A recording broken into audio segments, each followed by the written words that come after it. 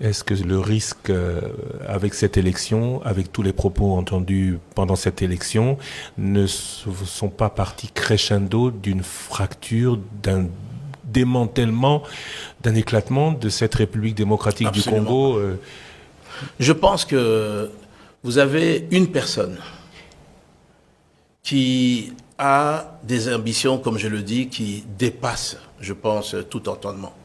Ce n'est pas de la démocratie qu'il est en train de faire. Je parle maintenant en tant que ministre de la Défense.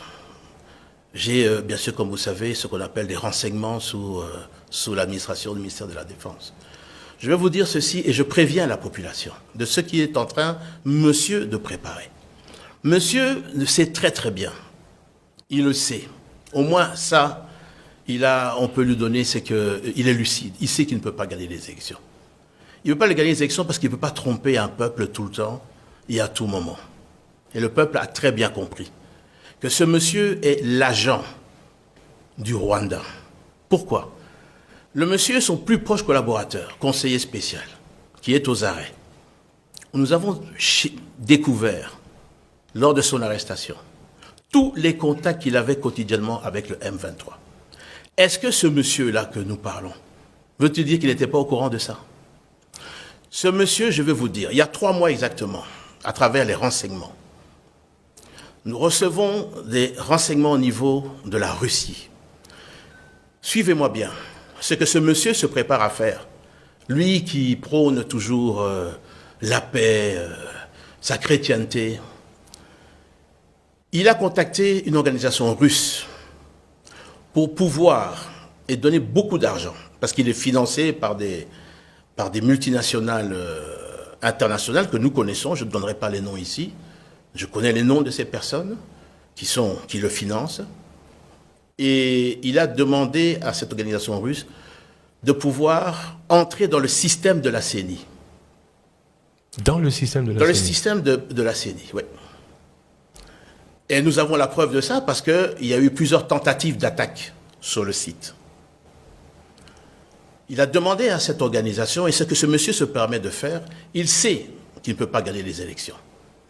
Mais il va fabriquer des résultats à travers cette organisation, qu'il va faire publier.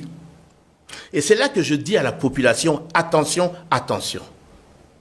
Parce qu'il a, comme son habitude, acheté des organisations de la société civile, et pas des moindres, et d'une grande organisation dont je ne citerai pas maintenant.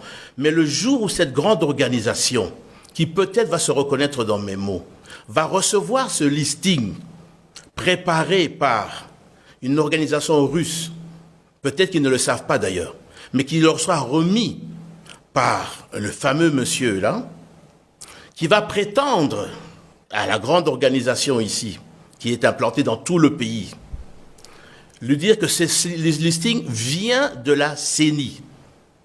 Peut-être que naïvement, ils vont prendre ça et ils vont pouvoir dire voilà les vrais résultats. Je dis attention.